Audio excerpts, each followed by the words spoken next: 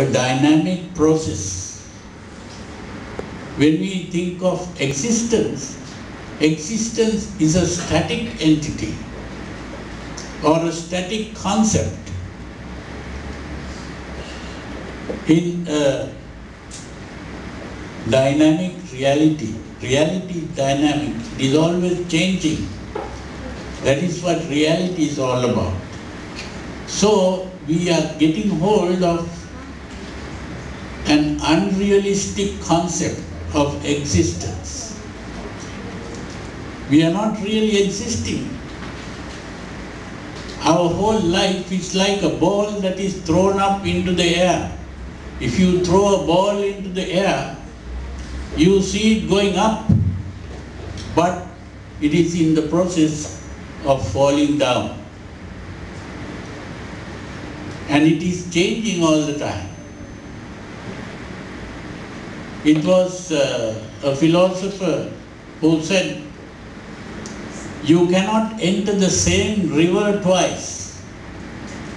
Why? If you enter the same river once, the next time you enter, you are entering new water. Because old water is going out and new water is coming in. In the same way, every cell in our body is destroyed and new cells are being formed. So you cannot talk to the same person twice. That means you don't even see the same person twice, because everything is changing. The child that is born is not the young man or woman who gets married. And the old man or woman that dies is not the young man or woman who got married. As is all changed. So it is a changing process that is going on. But we think we are the same. We have the same name at least. And of course, even the government takes a picture of your body to identify you. And sometimes that picture has to be changed after a few years because you have changed. So you see, it is not the same person. We are not even existing. We think we are existing. That is, when we speak of the body, we can even talk about something that appears to exist. But when we think of the mind, every second, every half second or quarter second, it is something new. The mind, it is changing. But we think we are existing. It is only when we have become free of this delusion of existence that all suffering comes to an end. All the unhappiness, all the crimes, all the wars that we find in the world is due to thinking that we exist.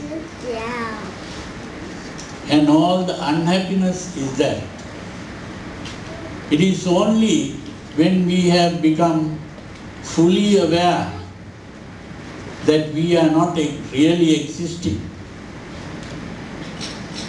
that we become free of birth, old age, disease and death.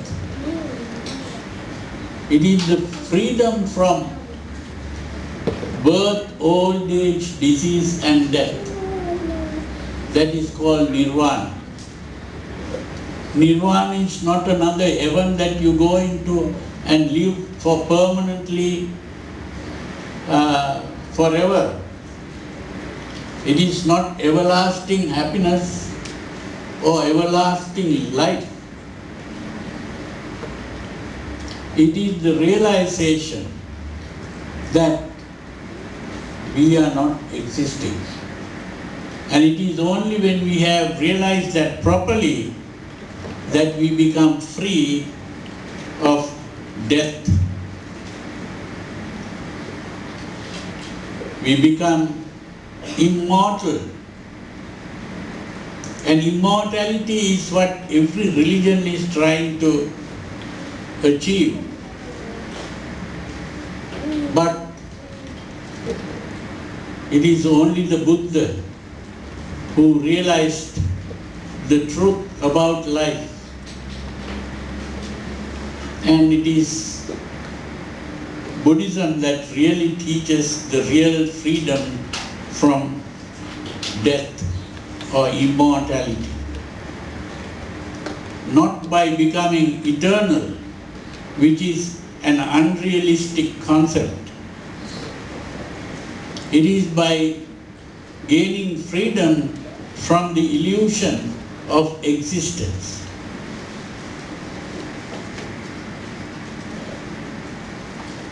And that is the end of all suffering. All religions talk about a person called God. Some people think God is the creator of the world. But it was the Buddha who pointed out that God is a human concept.